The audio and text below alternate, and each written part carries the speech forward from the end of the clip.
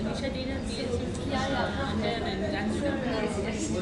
of you, those who are sitting at the back, come in front, please, because there will be more people coming. And there are 2 royal sofas kept in front, so those who are brave, they can sit here. Are we okay here or should you want to? No, we are fine. Not too much far. We are balanced. Good evening everyone, let's start. Can those who are having coffee at the back, can you please come and join us here in front? Shadamisha. Hey, Lipika, can you ask everyone to come in front? Good evening everyone, it's a privilege to again hear my mentor and teacher for last 35 years. That reflects our age, but we were very young when we first met. Welcome him again in Kolkata. Professor Shekhar Seshadri doesn't need really an introduction, and it is very difficult personally for me to summarize his introduction for a man whom I have known for 35 years and has always been a huge source of inspiration, mentoring, and guidance over the years. Shekhar wears many hats, and his contribution to child and adolescent mental health, and specifically public child and adolescent mental health, is probably, in my opinion, unparalleled in India and possibly in Southeast Asia and this region. And I speak with a large degree of confidence because being in the field, I have been working with child and adolescent mental health, and no one has been more proactive in addressing issues which are extremely pertinent related to child and adolescent mental health beyond the hallowed portals of academic institutions. And I once remember Shekhar saying that he believes that child and adolescent mental health belongs in the streets, cafes, theaters, roadside stalls, children's homes, and virtually it is everyone's business. And he has been tirelessly working on the issue of child and adolescent mental health, but specifically over the last few years on child sexual abuse. He and his team called Samvad has produced a mammoth amount of literature which he always says there is no copyright, it's copy left, so you can copy whatever you want, and it's a great resource for those who want to delve into child and adolescent mental health and also child sexual abuse, emotional abuse, those aspects. Now, specifically coming to this evening's theme, we at Mental Health Foundation have been operating for the last 15 years, and as you know, POCSO, which came in at around 2012 I think, was a game changer. So initially it was lauded, and it is still as a very cleverly crafted piece of law, but where many of us practitioners, particularly working in the field and engaging children and families face to face, stumbled was with this provision of mandatory reporting. All of you know what mandatory reporting is, but I briefly will tell you is, if you see or hear a child is being sexually abused and it is disclosed to you, you have to report it to the higher authorities.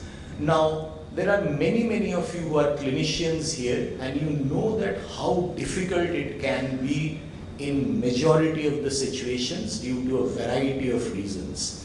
So there is a great degree of fear, ambivalence regarding whether to record in your notes that you know a child has been sexually abused.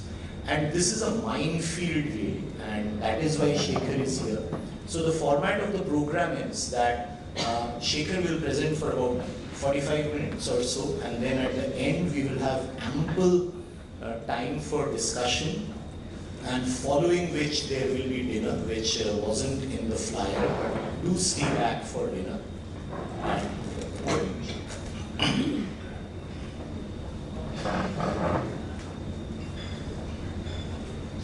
It may go a little beyond 45 minutes because I've taken the liberty to actually embed all the videos that are necessary to exemplify the processes as practitioners that you might wish to follow in negotiating this particular provision in the law.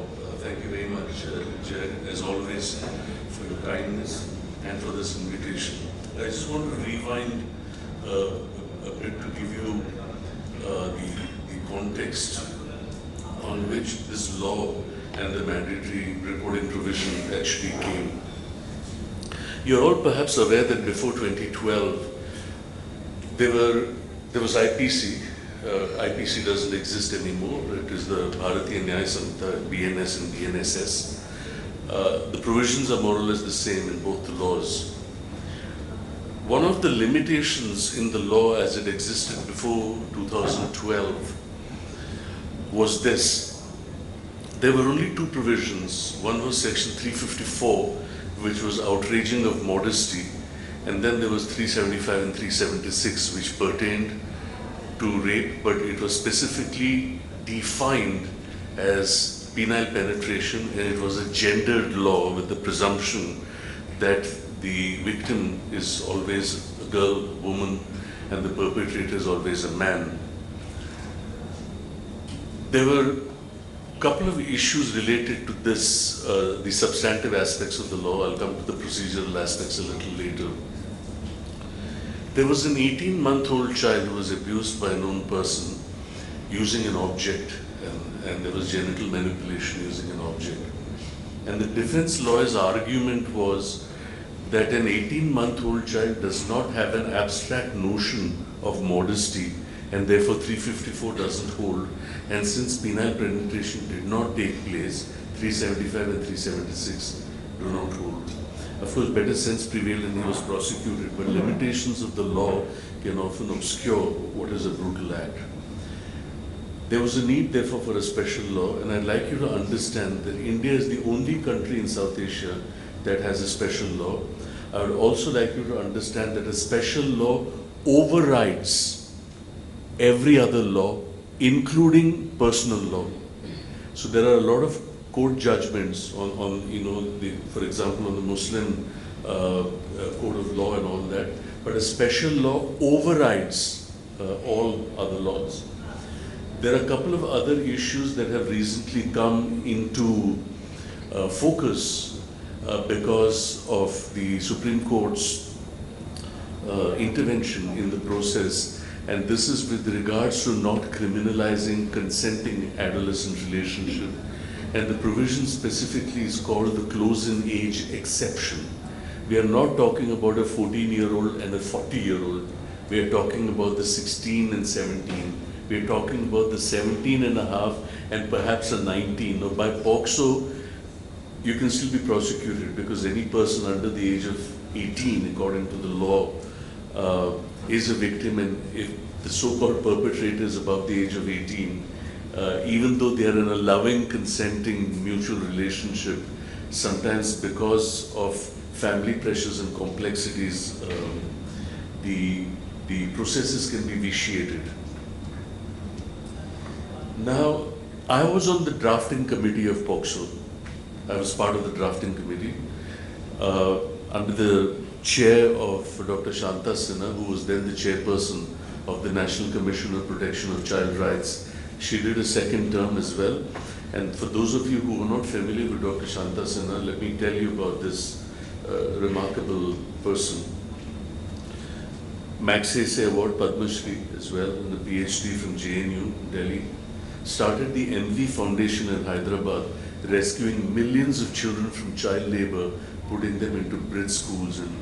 And a more fierce advocate of child rights I have not seen in my entire career as a child psychiatric professional. She's fierce. She's a fierce crusader. And so the drafting committee had two parts, procedural law and substantive law. I was not in the substantive law subcommittee, I was in the procedural law subcommittee, principally because of a very simple reason. The issue is not what to ask when it comes to evidence. Everybody knows what to ask. The issue is also how to ask, and what if the child is 4 years old or 8 years old with hearing and speech deficit, or 9-year-old with mild intellectual deficit, and so on. So I worked on the procedural law component of it. And finally, I'd like to say, when I conclude this introductory part, you must know something about how lawmaking occurs in this country. The draft that the drafting committee gave to the government is not the law as it exists. The government did its own number. Because the drafting committee only can give the draft, it goes through law commission, it goes through parliament, only then it becomes a law. We did not put mandatory reporting into the draft. This was the government's, it was a number that they did. This was not our inclusion as part of the drafting committee. But it has come to stay, and it has created, needless to say, some level of trepidation among practitioners. But I'd like to tell you, it's 13 years now since the law came into being. There is not a single person who has been prosecuted for failure to report. So what are we worrying about? Jay has already spoken about the objectives of this session. But let's go into this in a little more depth. What is mandatory reporting under POCSO? Now, section 19 of the law says that any person has apprehension, mind you, it doesn't say if you know or a child has reported to you. Even if you apprehend that something is likely to happen or has happened or has knowledge, then you have to report either to the Special Juvenile Police Unit or the police. And section 21 says that non-reporting is punishable with 6 months of imprisonment or 1 year imprisonment for head of an institution in case of child sexual abuse by a subordinate. So mandatory reporting it's not a single action, it's actually a chain, because after the Special Juvenile Police Unit or the police is informed and the child is admitted, let's say, in a hospital or a shelter home, the police must inform the Child Welfare Committee and the Special Court and Sessions Court within 24 hours of the report to the police. Now, there is no timeline specified for reporting in the writing of the law. So it's not as though a child has reported to me and I'm obliged to report within the next 10 seconds. There's no time period specified. Let's also understand that a law does not hold in retrospect. But if a child has been abused in 2013, at the age of 13, and in 2025, 13 years later, she's 26, or he's 26, he or she can still report. But if an episode has taken place in 2011 or 10, then it does not apply, because the law does not apply in retrospect. So this is broadly the provision of mandatory reporting. Now, as Jay pointed out, to report or not to report, that's the question. And what often happens is that a child discloses abuse to you and begs you not to report. And the parents don't know. And the child says, I'm pleading with you. It will destroy my parents, it will just destroy the family. Or if the parents know and they plead with you, saying that we do not have the bandwidth to fight this is a rich family, we don't have the resources, if you report, we will kill ourselves. What do you do? How do you take a position on mandatory reporting in circumstances of this nature? This is where the dilemma really is situated It's not in an instance where there is an outraged family and the child is old enough also to experience outrage and wants to report and wants to take action. You have no problem there. So, just as there are barriers to disclosure, forget about the law, forget about POCSO. People undergo predicaments in their life. They undergo marginalization, exclusion, bullying, ragging, eve teasing, harsh words, but you do not disclose. And when you ask yourself the question, either about children or families and why they do not wish to report, you can see that a child who discloses and says, please don't report, I don't want anyone to know, if my parents get to know this, they will blame me, and I don't want bad things to happen to my family, after all, this is my mother's brother, or this is a known person, what will happen, and so on. And there are many things going on in your mind. What would you do? Would you report or not? Why do children don't want to report? Why don't families not want to report? And kids have said a lot of things. I didn't report because why now after so many years? It occurs 2 years ago. What's the point now? Or I was told that I don't believe you, or what were you wearing? And this is problematic for very many reasons.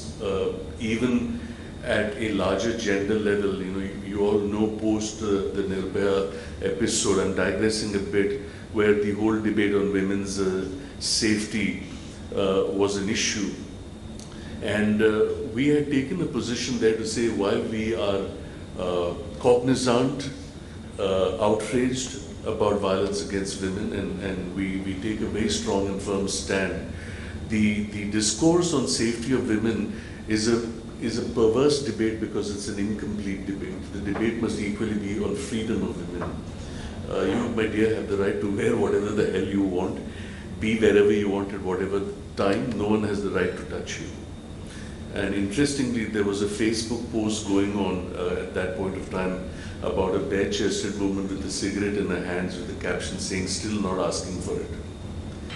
So this business of how sexuality is constructed on the one hand, and on the other hand, the narrative about the man as both the predator and the protector is an ingenious construction of patriarchy to control the mobility of women. Mard rakshak bhi hai aur rakshas bhi hai. So the why question, he said I didn't know what to think, or I thought nobody would believe me. And there's a whole lot of stuff of why children don't report abuse. But if you want to do a listing and categorization of barriers which are child and family related, look at this whole list here. Fear of future marriage and relationships, or when the perpetrator is a family member and fear of breaking the family, lack of awareness about the law, to when the child is groomed. Not all child sexual abuse is necessarily coercive, involving tissue injury and damage and bleeding and cuts and hospital and surgery and all of that, and God forbid death.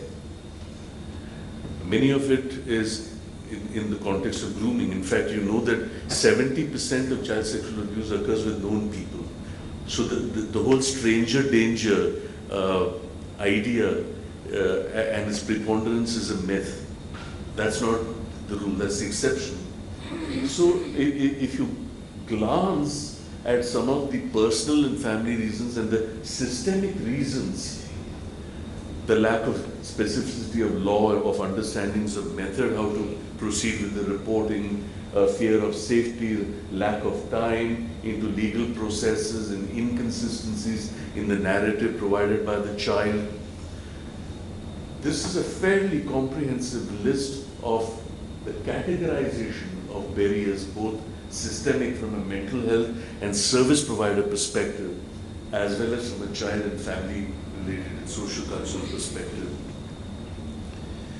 So it was in this context, because we recognized the challenges And the purpose of mandatory reporting, when the government told us that they'd included this in the draft that we gave, was essentially to ensure that child sexual abuse came into light and is suitably dealt with from a legal point of view, and of course child safety and prevention from continued abuse, and to provide justice. But we've spoken about the challenges and dilemmas, but to summarize that bigger list that I gave in the previous child, it's about parents and caregivers' reluctance related to stigma and discrimination and fear of legal procedures and systems, and being afraid of perpetrators, or being ashamed. And shame as a psychological phenomena is a very important construct in the way that we deal with this bottleneck and obstacle. So we developed a conceptual framework for balancing children's rights to participation and decision making with the mandatory reporting law. Do we override the child's reluctance to say, I don't care because it's the law, I don't want to get into legal issues for my failure to report, so I'm sorry. And then the child doesn't come back to you. So if you look at it from the child's perspective on the one hand, and a legal and systemic perspective on the other, and you're sort of trying to balance the legal response in the best interest of the child, you can see that on the one hand, the consequences of reporting, so that abuse stops and you can start a process of healing and recovery, to the consequences of not reporting, which is penalty for the service provider, and the dilemmas that you may have because of the mandatory reporting law on the one hand, and the ethics of practice, to the issues of children's consent based on age. Now, obviously, a 4-year-old child is not going to tell you, counselor auntie, I don't give you permission to report. But a 14-year-old might, because of many reasons, and one has to deal with that. So, if we take in the child's rights for participation in this decision to report, and all the barriers that we spoke about in the previous 2 slides, and we put this together, and we try to balance the legal system's imperatives with the child's perspective, what we did was we developed an 8-step guidance for service providers on mandatory reporting.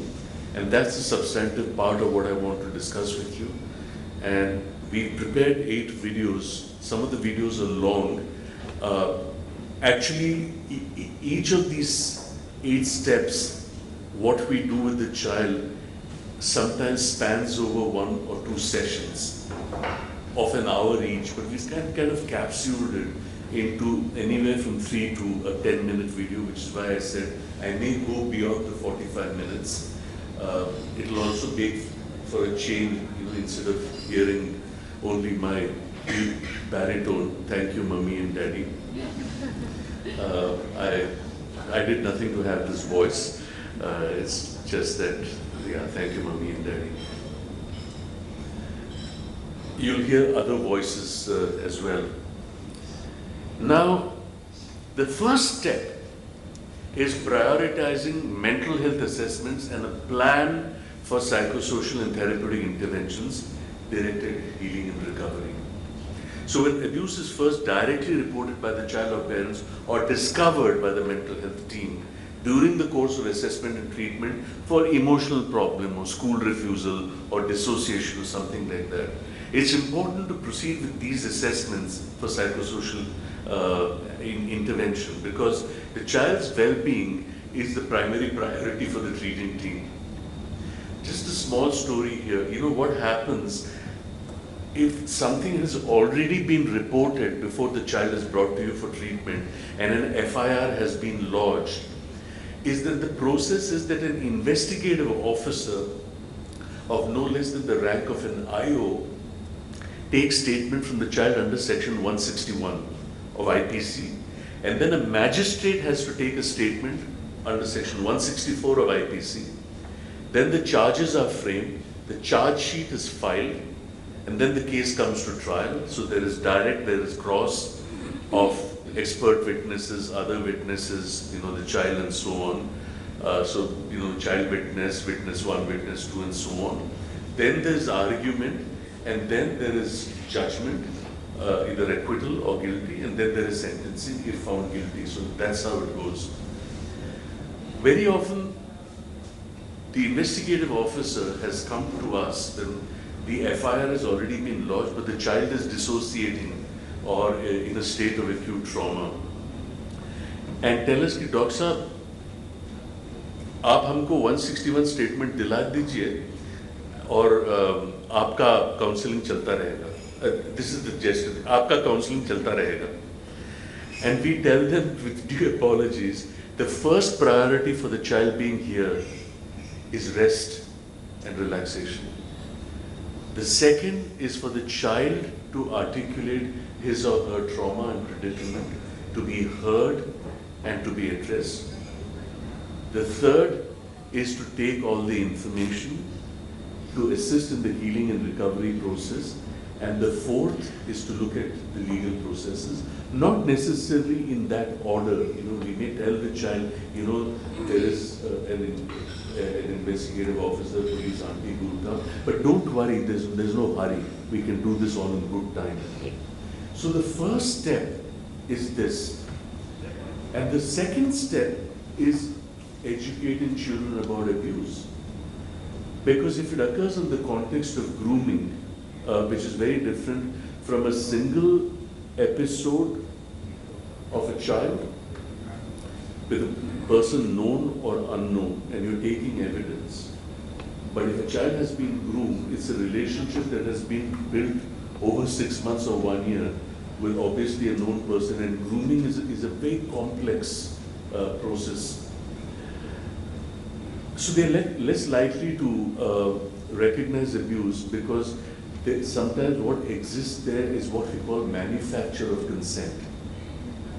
And it's irrelevant because in any case, POCSO says under the age of 18, there is no such thing as consent. Except where close in age exception has to be considered. Now younger children obviously have no knowledge of sexuality and lure and inducement.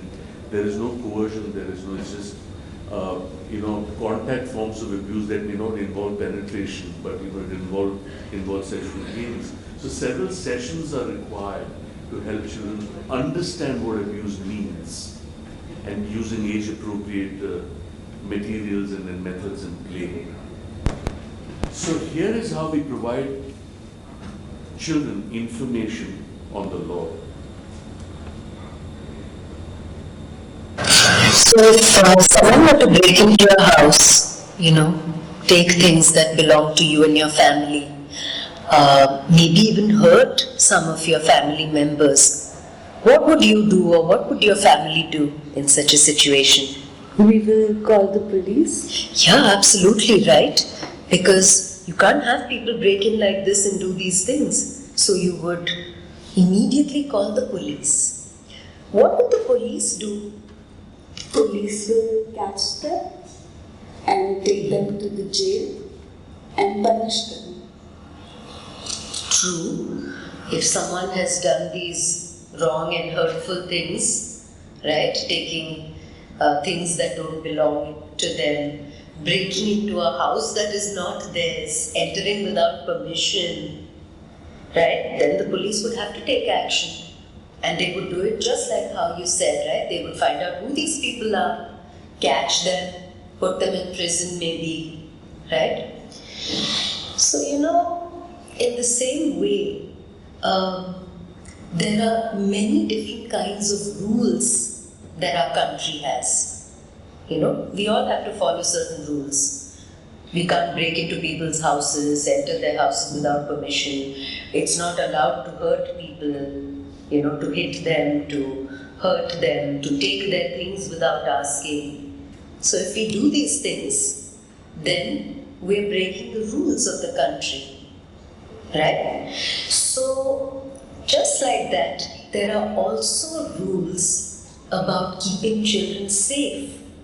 People are not allowed to hurt children.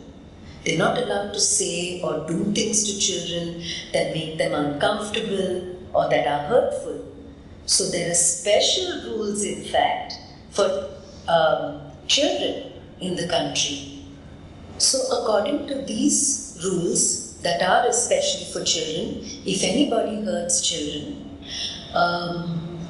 we are actually supposed to tell the police that, so and so hurt this child, this is what happened, she got hurt, she felt bad about it, so that the police can do the same thing, find out who hurt you in this instance, right? And what is to be done. They will then report it further, find the person, catch the person, right? Because same thing, right? Breaking into homes, hurting people, hurting children, not in accordance with the rules we have in the country. And particularly, there's very special rules we have for children so that they're safe.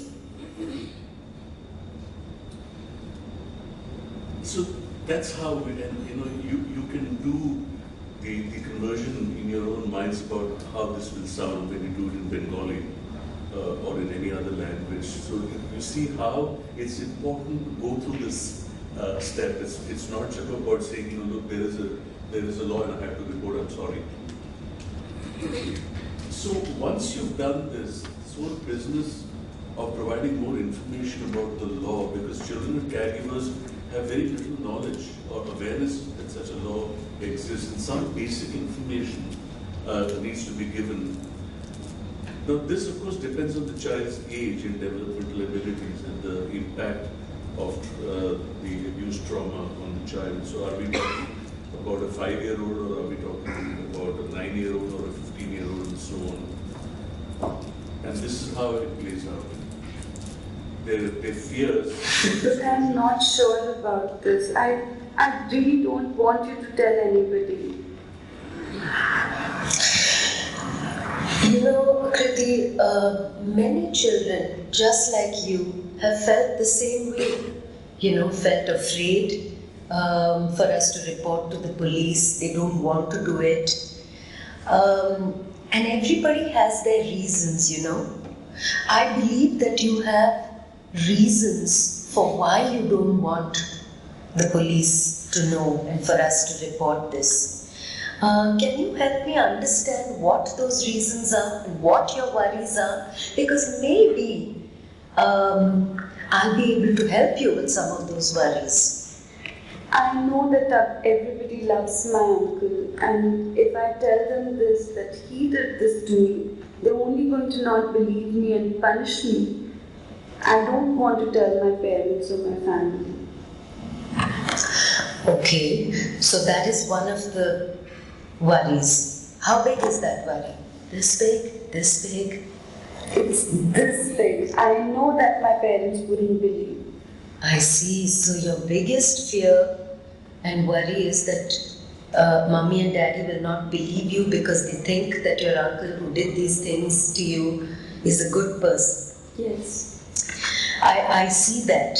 But they think he's a good person also because they don't know and they never knew that he has done things like this to you, right? And as I said, many children, just like you, come to us and they have the same fear when an uncle or a cousin or a teacher, someone they know has done it, and they're scared that mommy and daddy won't believe them. Just like I did for them, I can help you tell mommy and daddy. I can talk to them for you, with you, and help them understand that it's not Kriti's fault. And these things happen to a lot of children. How about that? So you'll be there? Yes, of course I'll be there. And I'll help you tell them and I will explain. But what about my friends? Everybody, all my friends will get to know that all these dirty and bad things have happened to me. And what if they stop talking to me and they don't like me anymore? You remember what I told you also on the first day that you came here and we met? I said that anything that we talk about here will be just between us And if at all I need to tell anybody, what you tell me, it will only be with your permission and after talking to you and planning it.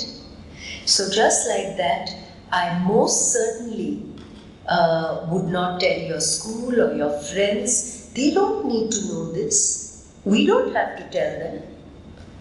They have nothing to do with this. So this would only be between us, your parents, right? And only the people who absolutely need to know so that they can help you would be told.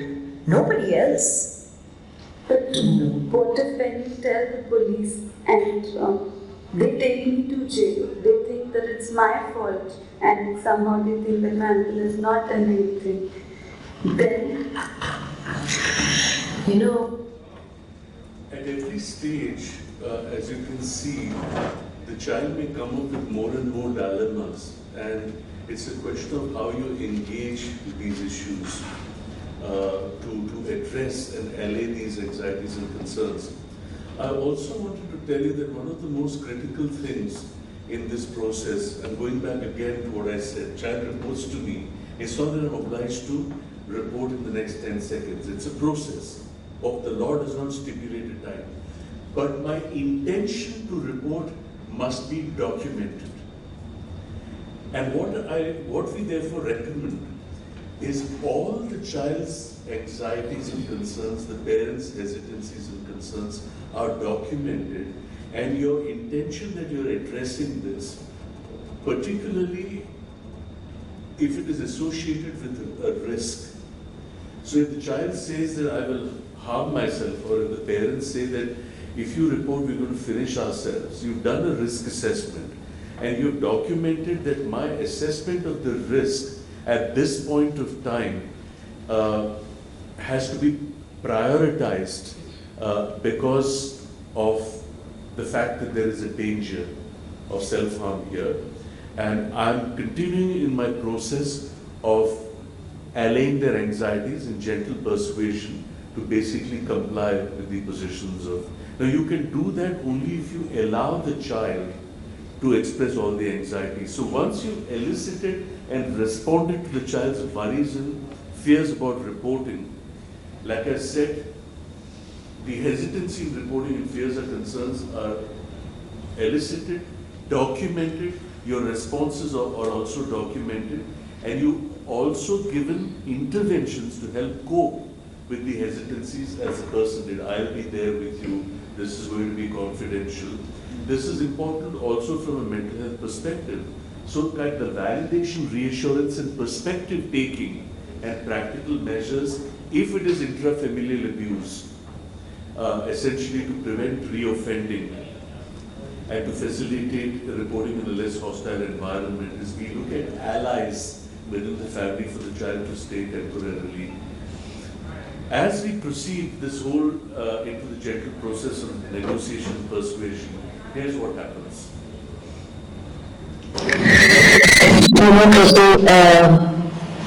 To report what happened to you or not to report, it's a decision, right? We have to decide. We can decide this way or decide that way. But when we have to decide about something, it's not about saying, yes, I'll do it, or no, I won't do it. There has to be some reason for a decision, right? Let me give you an example. Suppose you want to have a birthday party. You know, it's your birthday, you're thinking you'll have a party, right? And you're trying to decide with your mommy and daddy, what kind of party should I have on my birthday? Where should I have it? And you say, should I have it at home? Should I have it at McDonald's? Should I have it in the park? Right? So you have three choices. Exactly, right? Now, if you were going to have it at home, what would be some of the good things about having it at home? Why would it be nice to have it at home? Because then my friends can spend longer time, and then we can have more fun, we can play with my toys. Okay. and then all of us can even stay at home together. Okay. If what would be the disadvantage of staying at home and having the party? What would be the not so great things? Then it will be the same place and the usual thing, and we'll not be able to go to McDonald's. Right. And then maybe you have to clean up everything yourself, you and mommy and daddy, right? Okay. If you went to the park and had the party, what would be the good things? There will be a lot of swings, we can play around, jump, run, it will be so much fun. So there'd be more place than at home. And we can take our dogs and cats. Okay. What would be the not so good thing about having the party in the park? There can be too many mosquitoes. Okay. And we cannot carry a lot of food. Yeah, it may be really tough, right? Where would you put the cake? And it's hard to carry a table and set up all the party food. So, just like that, if we were to report to the police about what your uncle did to you, there would be some good things and some difficult things maybe. If we don't tell the police, right, which is our other way to decide, there may be some things that you think are helpful, but other things that may not be very helpful or good in the long run, right? So just like we thought about the birthday party, let's think a little. What would be the good things that could happen if we reported to the police about your uncle? Then he will not be able to hurt me anymore, and he will have to stop. Yes, very true. And that would be a great thing, right? So that he wouldn't do these uncomfortable and hurtful things to you. And I feel really bad that my parents are always nice to him. If I tell them and tell the police, then he will be punished and everybody will get to know that he's not a nice person. And I always feel scared that he must be doing this to other children also. So if I tell them, then I think he will not be able to do it with anybody. You are so right. Everybody would know that he's not a good person and he wouldn't be able to hurt anyone else. There are two elements here that I'd like to highlight for you. The persuasion sometimes sounds like a very persuading word. You feel that there's some kind of pressure and coercion. But the gentle probes that are used for this negotiation and persuasion process are exceedingly important. The other thing I want to point out to you is often because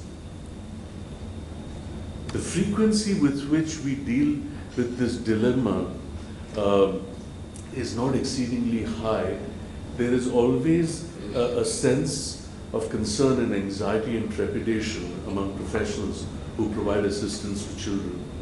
And there is a tendency, therefore, for your approach to be perhaps anxious and perhaps a little impatient. You're sort of pushing the child, because in your mind, the idea that I have to report takes precedence over holding yourself back in this very gentle way to take the child through the process. And at each stage you're documenting whatever the child is saying and what your responses are. And once you've discussed with the child the reasons for how and why would be advantageous for them, as you saw here, and to allow the child also to express fears, as the child did earlier, and then you provide the reassurances and restate the suggestions you have made, and the gentleness and sensitivity. So you're pacing yourself in a way that your anxiety / impatience is not driving the pace with which you're doing this process.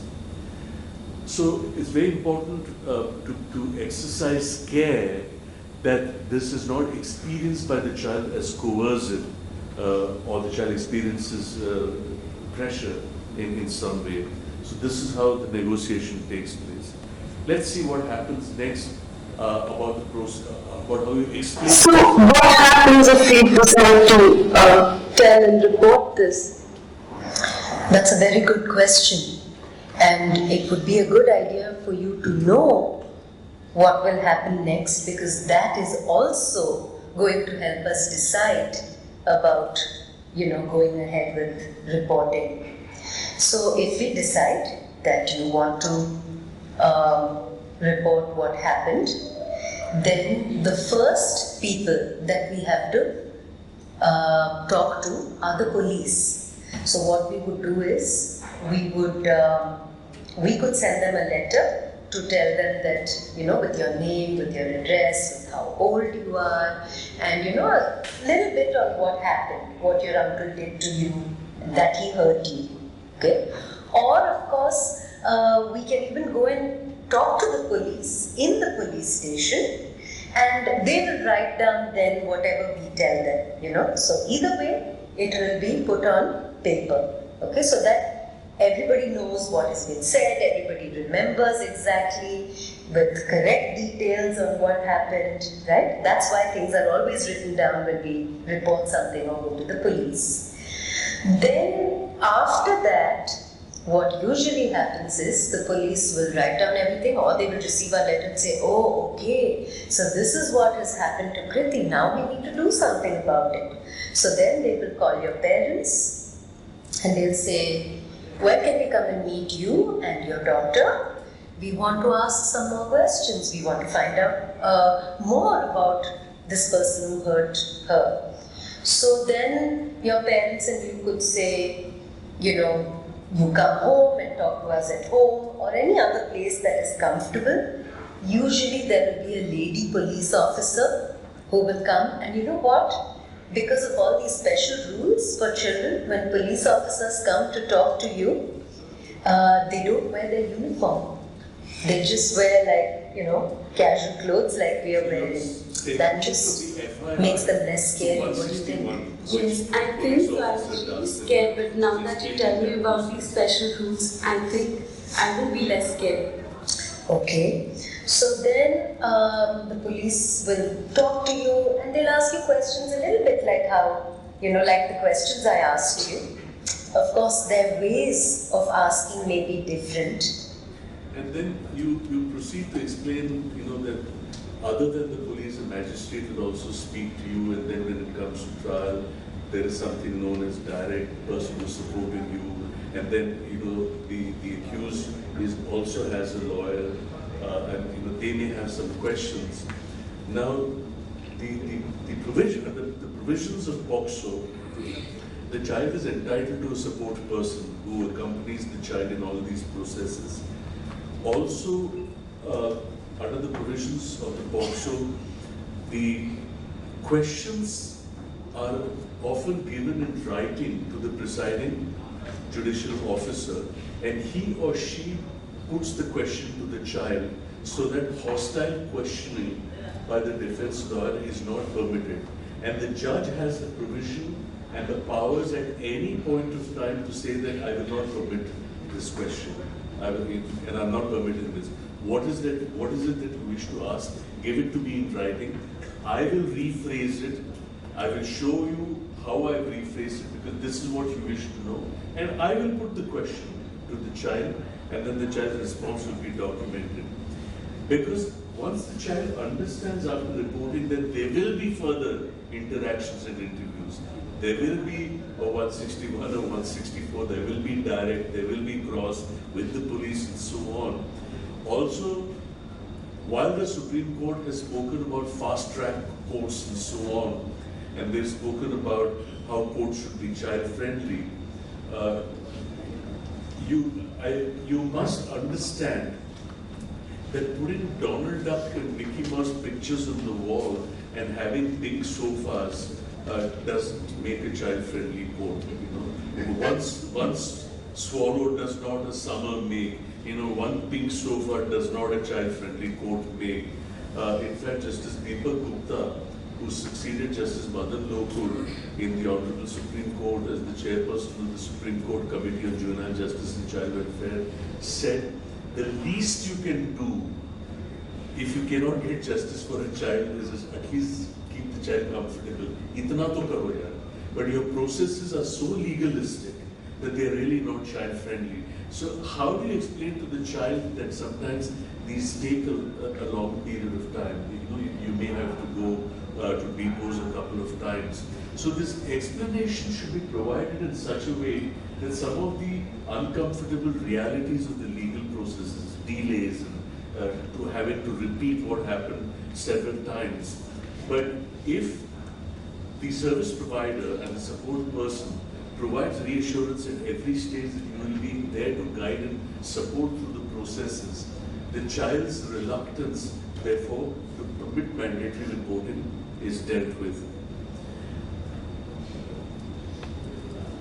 Let's go to another aspect, which is explaining confidentiality. In school gets to know, my friends get to know, my neighbors get to know that that something has happened and I'm going to court, and all these dirty things have happened to me.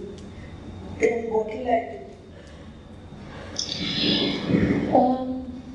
You remember what I told you when you first came to see me, that I would not be sharing any of this information or anything that you have told me without your permission with anyone, and that with your permission only I would be sharing it with your parents, with the police or the court, as we've discussed. That is only the people who need to know what happened so that they can help you. The idea here is, once you've gone through a certain process, it doesn't mean that it's over, because the same anxiety and concern may repeat it comes in the again. newspapers So you and have to be everybody prepared can that then merely see it addressing and one read about anxiety it. of a child at one point I in see time what you're doesn't afraid mean of. it's But completely you know the resolved, special because rules it that I told resurfaces. you about, the ones that apply when children like you get hurt in this way, when they go to court and they have to tell their story to the judge and to the lawyers, you know what the court usually does? They ask everybody to leave the courtroom except the people who need to stay, like the police and the lawyers, your parents or me, and the judge also would be there. But the judge will say everybody has to now leave the room, and So that's how you explain confidentiality. You also explain the topography, the geography of the court. Some of the courts have a separate lift. They don't come through the general sessions court where there are many other cases going on, people in handcuffs, and all that is kind of avoided so that the child does not get re-traumatized in the process. And the child needs to know that the reports will be made available only to select people and not to others, because they have a fear that it will be reported and friends will come to know, and so on. And finally, this whole issue of the final consent and that the child. so we've been talking about, this decision to report, tell the police about what your uncle has been doing, right? And we talked about many things you were afraid of, reasons why it would be good to tell, right? And I know that you have also been thinking about these things, and they can be difficult and confusing sometimes. But what do you think now? Do you think it would be a good idea to go ahead and tell the police and report, or? I think my uncle should really be punished, and we must report this. I really want to go with you and tell the police what all he has done, and tell my parents. And I really want him to be punished. Okay, that's wonderful that you feel strong enough now, despite being scared and confused at different times. You feel that you want to go ahead and tell. I just want to tell you that I'm very proud of you. It's a very brave thing to do, and most children in your place would not have the kind of courage that you have to go ahead and do this. And like I said, I will be there to help you and support you through some of the things that come up as we tell, as we report. Some things may not always be easy, but I will be there for you. Perhaps your parents will be there for you. But I'm really proud. So the entire frame of reference which then leads to the final step, which is the ultimate towards obtaining consent from the child to report without any experience of pressure or coercion. Because if the children are compelled to agree to something they are unsure about, it's unlikely it will help in the legal process, because then they will retract or perhaps even turn hostile, and they won't be sort of cooperative in providing accurate testimony when it actually comes to trial. And it is for this reason that the other part of the consent process. So, Prithvi, we've been talking over many days now about whether you want to go ahead and report to the police, tell them what happened and what your uncle has been doing to hurt you. I know that some of it has been difficult and confusing. I know you've been thinking a little about it. So I just wanted to check in and understand whether you have decided anything. Well, I really think that I want to report, but I'm not sure. It's really scary. I know you'll be there, but I'm really scared about everything. Okay. I think that is understandable. I'm glad though that you already feel, at least a part of you feels that you would like to report. These are difficult things to decide. Like I said, they are difficult, they can be confusing. I see that maybe you're still a little scared. Maybe we can talk a little bit more about these things that you're afraid of and see how you want to decide. We have time, you know, as I've always told you, we don't have to be in a tearing hurry to do it now or this minute. Of course, while you don't need to go rushing off to the police station now to do it today or even tomorrow or the after, maybe we need to see if we can make a decision in a few weeks' time, maybe in the coming months, next maybe 3 or 4 months, if we can try to see what we want to do, that may be helpful, you know. So you're setting, you know, a sort of a time frame as well, so that the child is not pressurized into, you know, listen, because there is a legal mandate, and, you know, it would be useful if we can decide this as soon as possible, as opposed to saying there's no hurry, take your time. Now, the last couple of things, there's some additional guidance if a child still does not want to report or is unwilling, even after you follow this 8-step guideline which I've described. Now, you may take a decision based on the assessment of risk the child is in for reoffending. So if it's an intrafamilial abuse, the risk of reoffending is high. So you'll have to take a decision. And therefore, to work first on the feasibility of modifying the child's physical environment, even though you may not have reported, but at least you're ensuring that reoffending will not take place.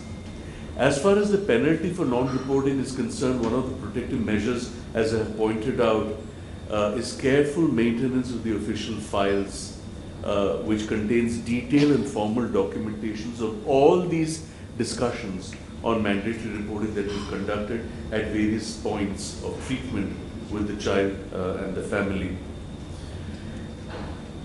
And in order to respond to a child's refusal to mandatory reporting, this is how we do the risk assessment.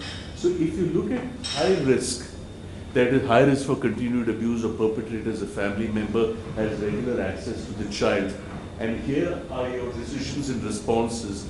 Negotiate with a non-abusing member of the family for alternate living arrangements, even if it is temporary. Prioritize the child's safety over adverse mental health consequences that might result from going against the child's wishes. And you may have to override the family and child's decision and refusal to report and proceed because it's high risk. But if it is low risk, the perpetrator is no longer present. It was a stranger somewhere, and we don't know who it is, the identity and so on, or it was a one-off incident with an unknown person.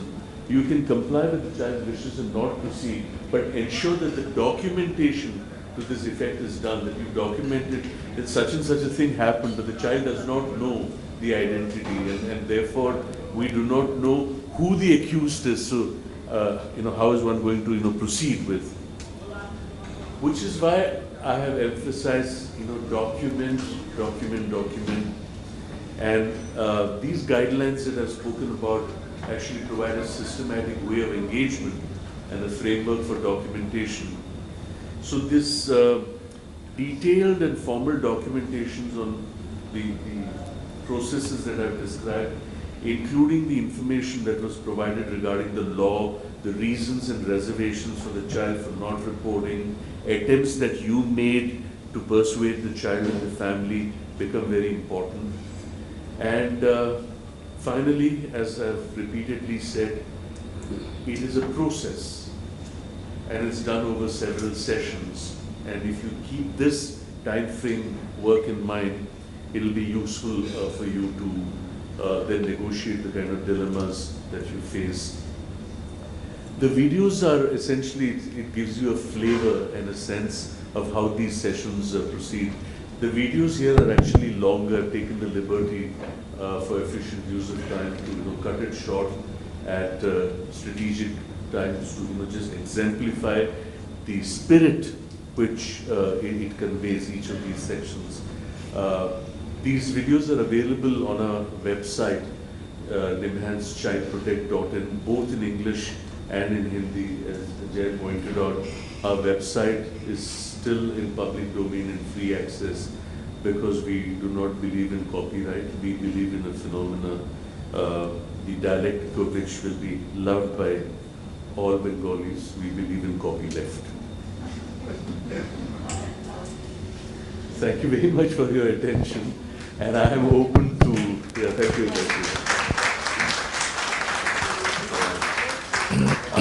Also, before Jay sort of curates the Q&A, I'd really like to acknowledge the work of the Samvad team. We actually finished a 5-year MOU, and we are looking to restart operations in a different home.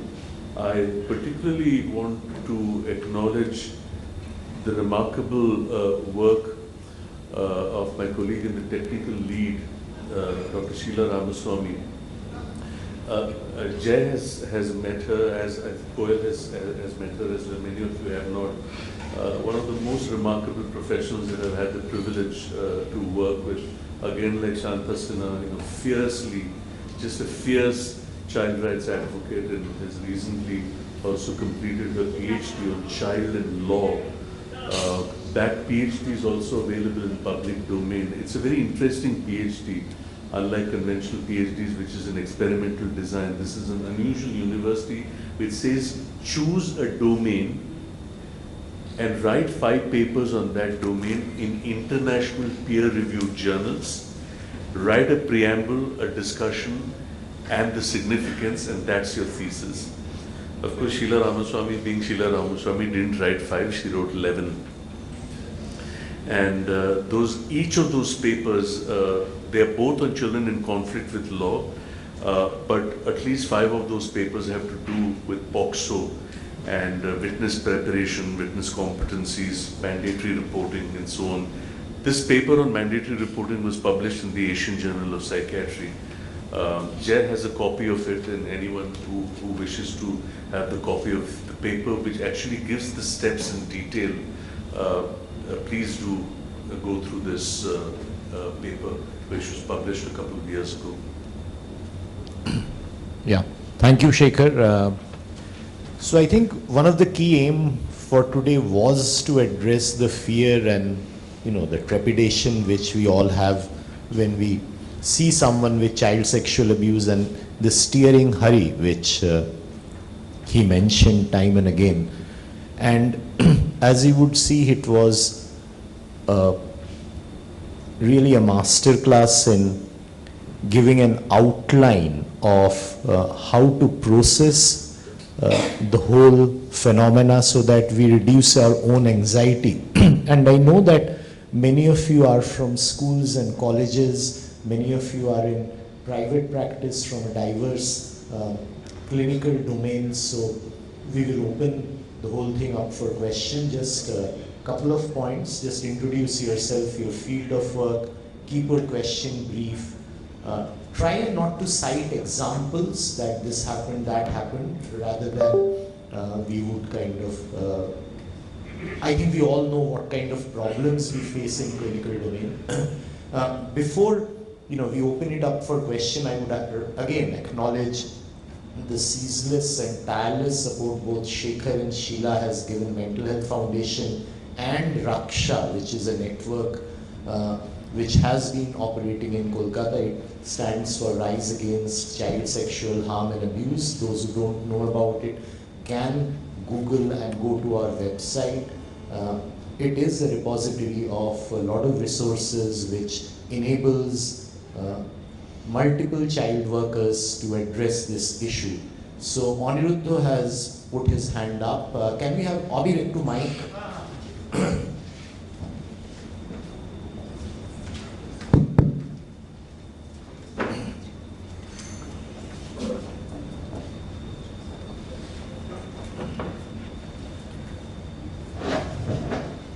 Good evening. Aniruddha, psychiatrist in practice in Kolkata.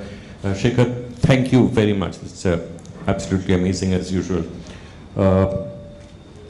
While I was listening to you, I kept thinking that probably you have a similar and as detailed presentation or discussion as to how to handle the family. Because with all these inputs that we saw were all with the child, and the child will go back to the family, and somebody will have to take the family into confidence and explain the whole thing to them, and the family will work on the child again, because again, like you said, the perpetrator is more often than not part of the family, people they know, usually, if not exclusively, in position of power, who hold the family, who can hold the family at ransom. And so a lot of work probably needs to be done with the family also. So your comments on that, please. It's a complex issue. Thanks for that, Anil.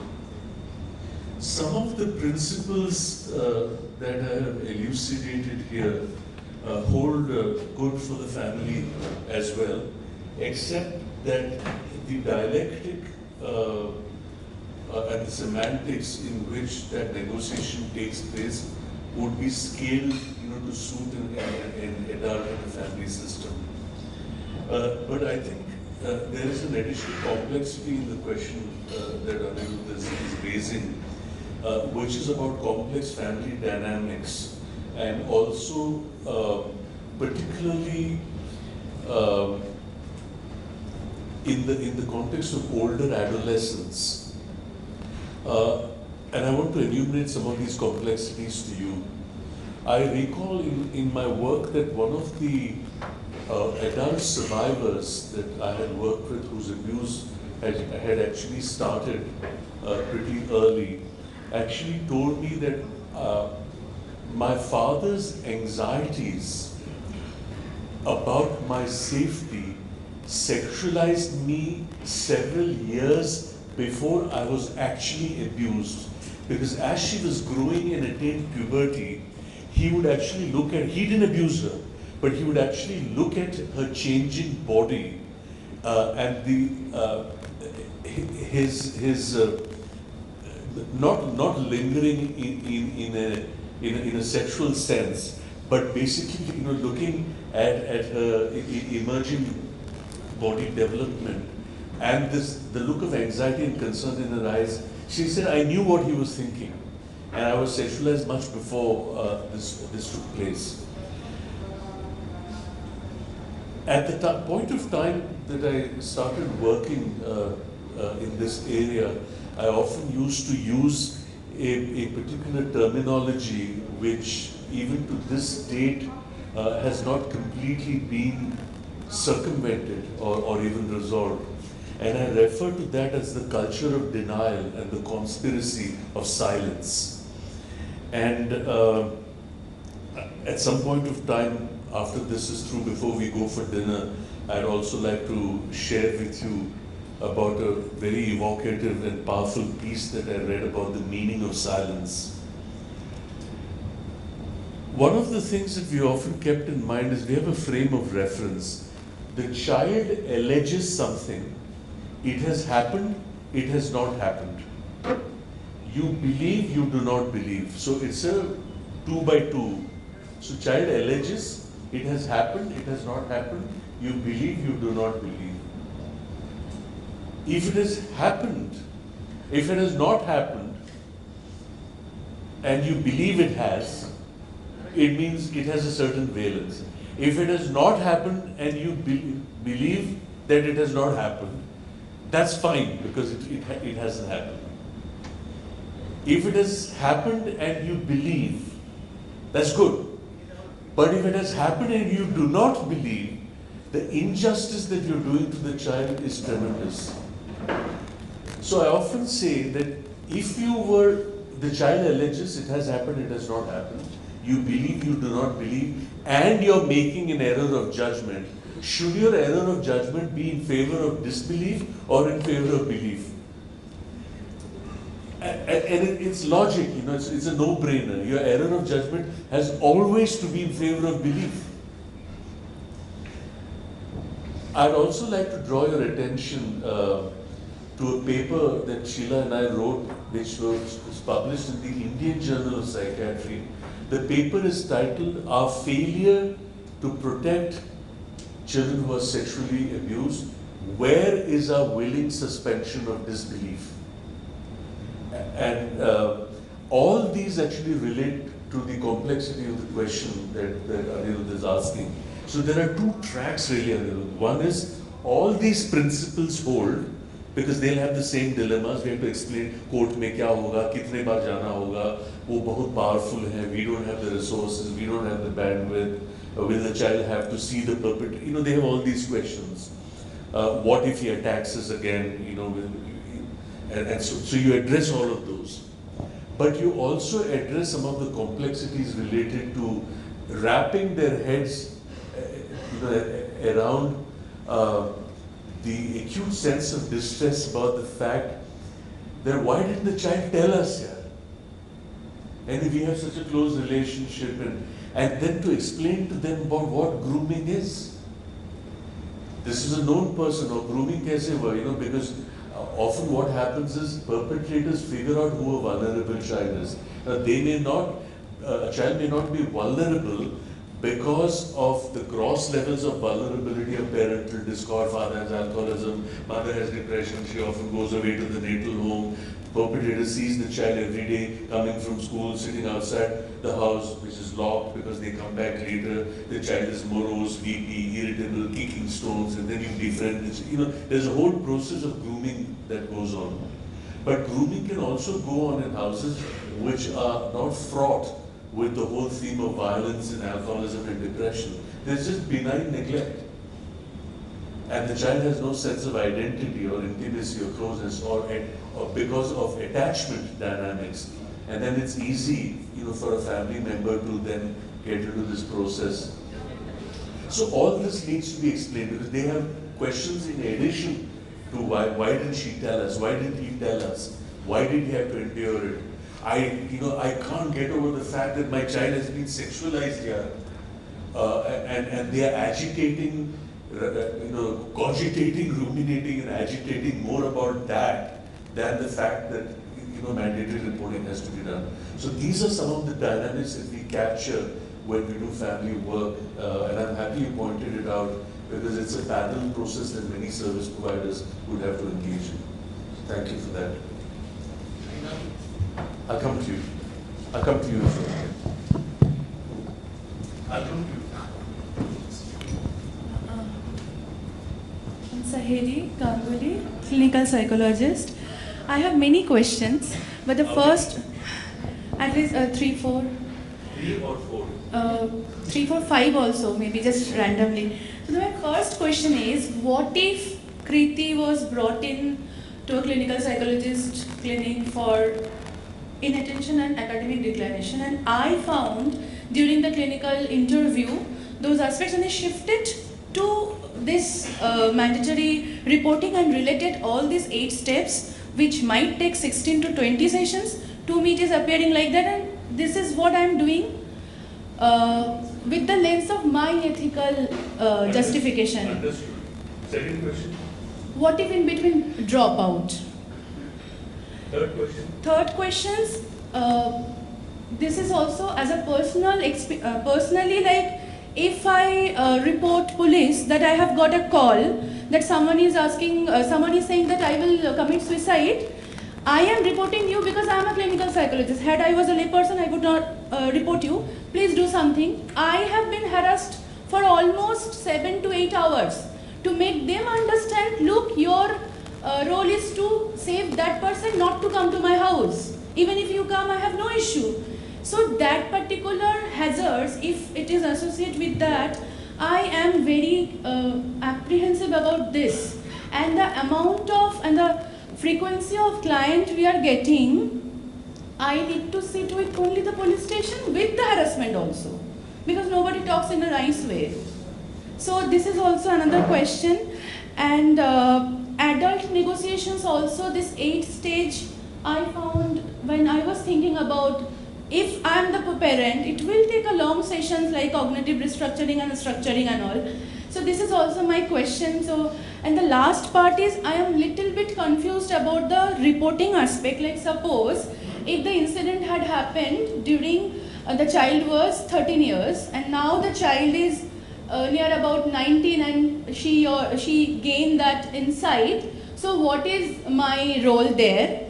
And same way, if it had happened 13 years but the person is now 40 or 30, what is my role? I'm confused. You have addressed those things, but I'm little bit confused. Got it. Yeah, so shall we get some other questions Yeah. and then we'll come back? Yeah. I'm done. I'll take on the question and I'll answer them together.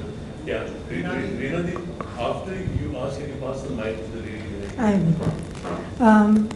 I'm Reena Sen. I'm going to ask you just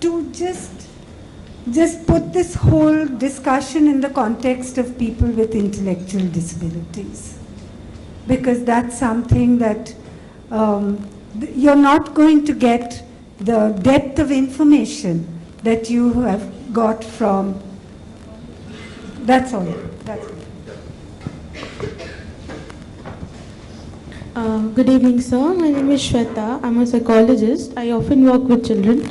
So my question was regarding step 8. So can anyone, including parents or guardian of the child, can they challenge the consent of disclosing or reporting given by the minor? That can be very complicated when the guardian is the perpetuator. So just a confusion and a question. Just pass the mic back there. I'll come to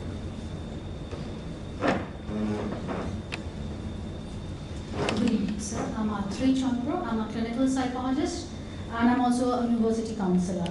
So I need your guidance, and I apologize if my question deviates from today's session because before coming over here, I got a client who the parents have reported that most of these youngsters are into Instagram and they are faking their identities and they are befriending with males. I don't know the identity of the other person, but they have been requesting to send semi-nude and nude photographs, and they're also sending, other party is also sending, and this child is also sending same sort of things. And when the parents got her, they are, obviously the child has responded very arrogantly, very aggressively. How to handle such kind of a child as well as the parents? Thank you, sir.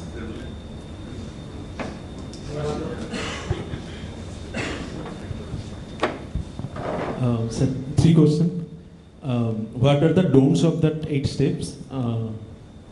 Because those are all do's, so don'ts also, and 1. Second is, if it is exploratory, shall we go for these and whether this process also includes safe sexual practice knowledge sharing this month.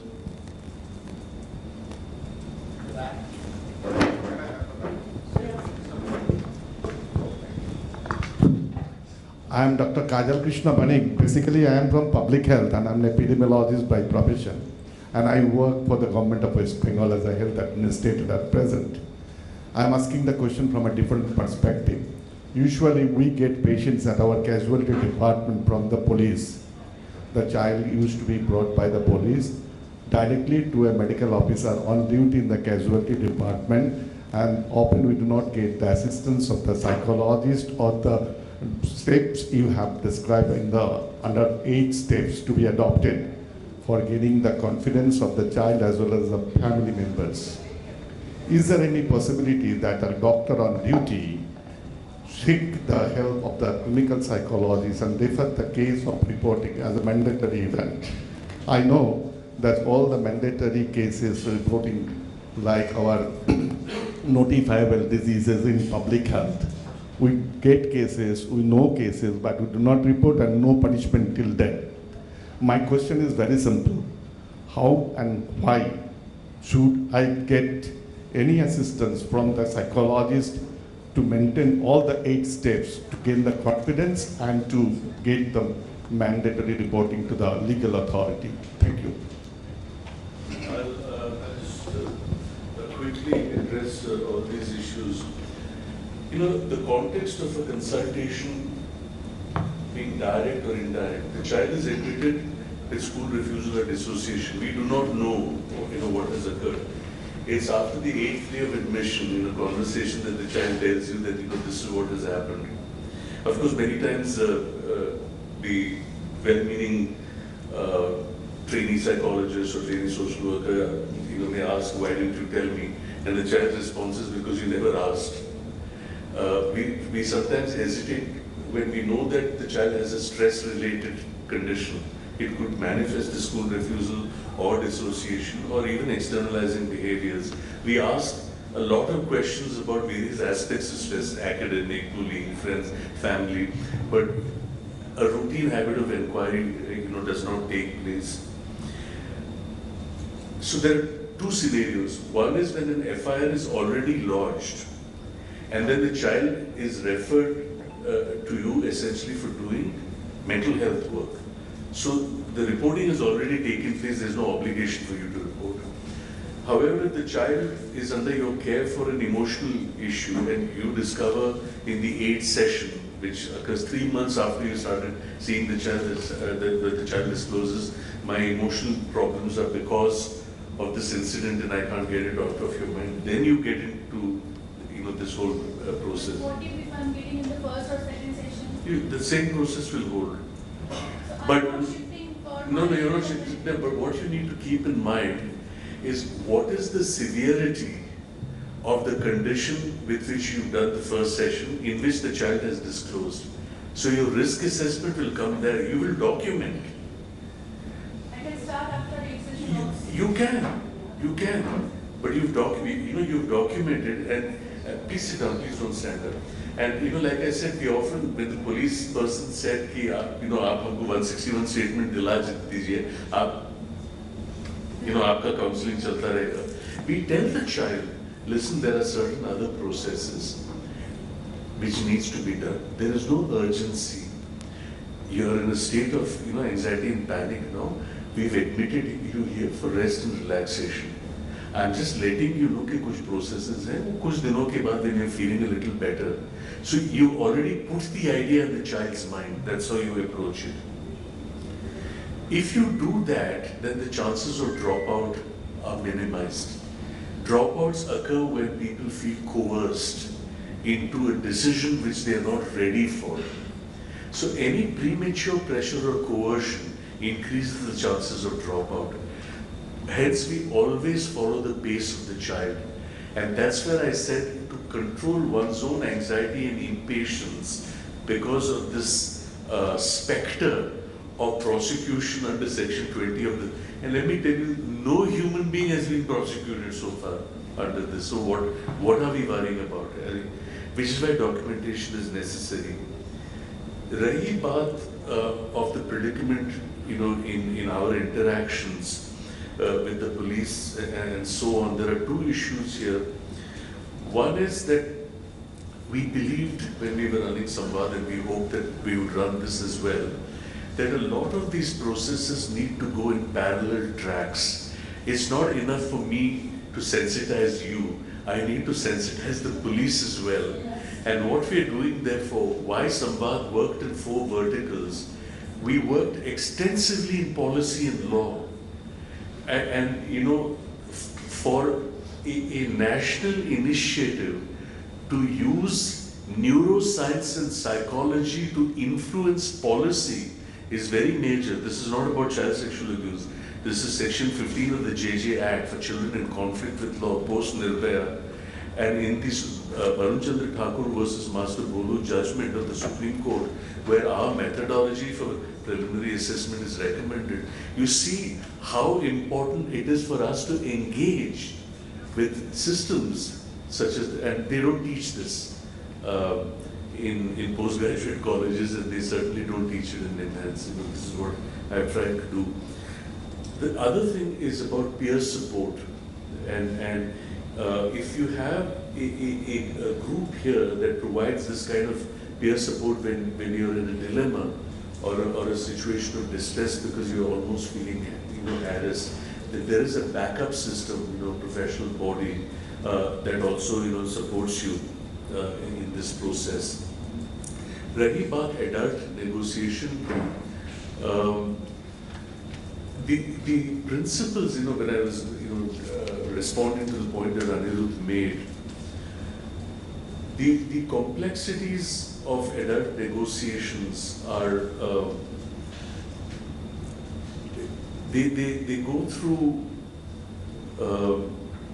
processes which are embedded in the kind of hesitancies on the one hand about social systems, legal systems, about time management, about the fact that there are other children in the family and they are also being affected. There is a sibling.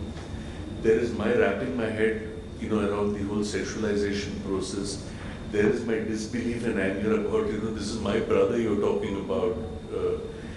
So there are multiple levels of, whereas if you look at it only in terms of persuading them on the mandatory reporting clause, but not looking at these parallel systems of complexities that they are dealing with, negotiation becomes tougher because you're not addressing it. Which is why we take time to understand all their dilemmas and hesitancies. The 13 and 40, 13 and 6 years later, I'm just repeating, POCSO is the young law, 2012. It holds only for incidents that have occurred after 2012. So if somebody was 13 in 2012, you can report at any point of time, now or 10 years later also. Of course, the whole thing of memory recall and all that will be questioned by the defense person. So how robust is memory? So if someone was 5 years old at age 2013, but is a bright 5-year-old and 5 years later at age 10, that uncle or whoever comes back and the child goes into an agitation and then discloses, and the parents are in consternation. You're saying it happened 5 years. How could you remember you were 5 years old then? But you were all right. You were doing so well. This is the kind of thing even defense lawyers will ask.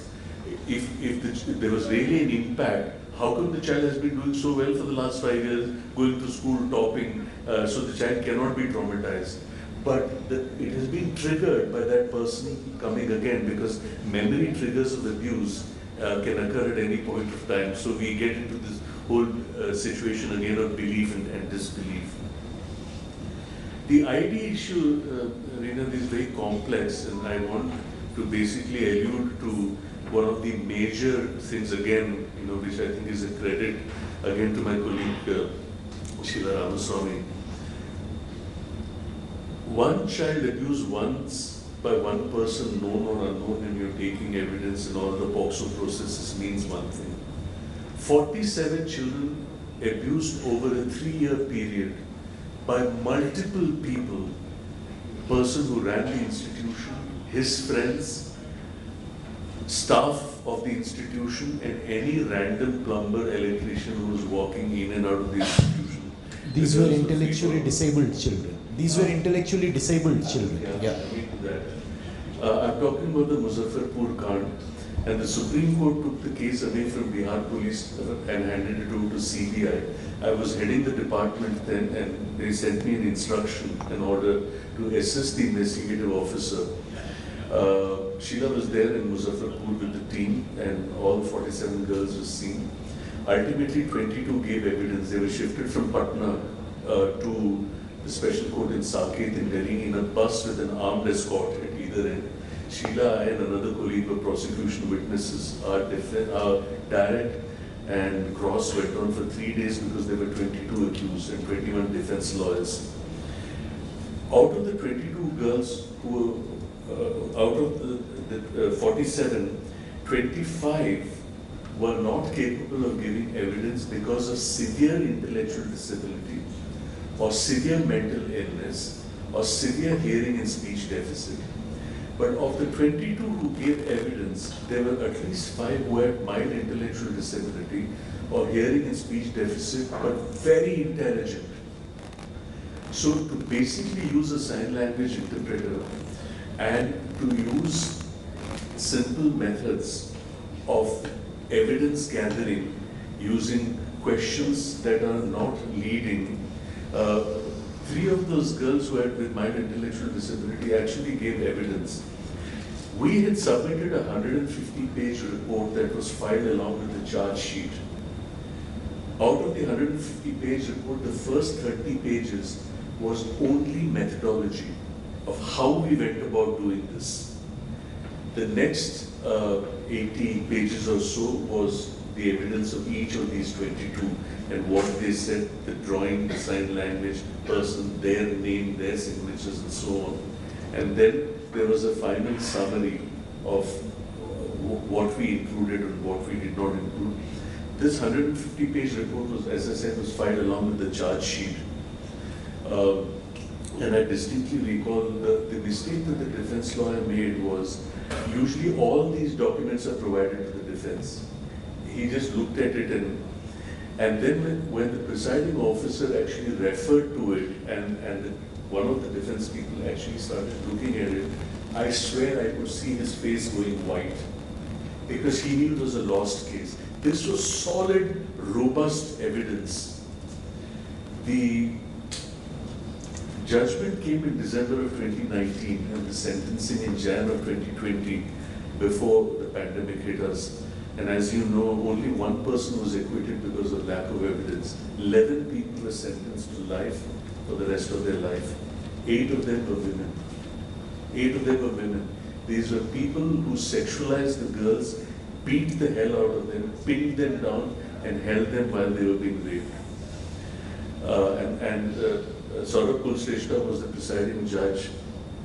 His judgment was scathing. In fact, the CBI public prosecutor asked for death sentence for Rajesh Thakur because there's an amendment in POCSO for rape murder of children below a certain age. But because this was aggravated sexual abuse